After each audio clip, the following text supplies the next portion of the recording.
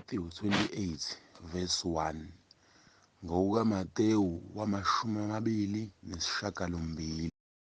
Kepha ekupheleni kweSabatha ngovivi lokuqala lweviki kwafika uMariya Magdalena nomunye uMariya beza ukuyobona iliba. Bheka kwaba khona ukuzamazama komhlaba okukhulu ngokuba ingelosi yeNkosi yehla ezulwini yeza yaginqa itshe yahlala phezu kwalo. Ukubonakala kwayo kwakunjengonyazi, nesembatho sayo sasimhlophe njengongqwaqwane. Kepha abalindi bathumela ngokuyesaba baba njengabafileyo. Kodwa ingelosi yaphendula yathi kwabesifazane, "Ningesabi nina, ngokuba ngiyazi ukuthi nifuna uJesu obethelwe esiphambanweni. Kakho lapha, ngokuba uvukile njengokusho kwakhe. Zanini nibone indawo lapho ebelele khona. Hambani masinyane nitshele abafundi bakhe ukuthi uvukile kwabafileyo. Bhekani, uyanilandela ukuya eGalile.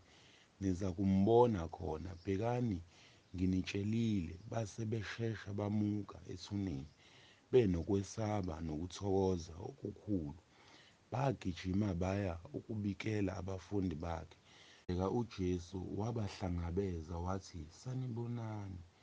Basondela babamba izinyawo zakhe, bakhuleka kuye. Khona uJesu wathi kubo, "Ningesabi, hambani nibikele abafowethu ukuba bahambe baye eGalile.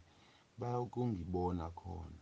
Besabamba bheka, abanye kubalindi bafika emzini babikela abaphristi abakhulu bonke okwenzekelayo.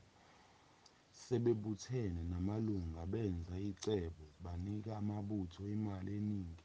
Bathi, "Shonini ukuthi abafundi bakhe beza ebusuku, bameba silele. Uma naye nina ningakhathazeki, ayeseyithetha imali, enza njengokufundiswa kwawo."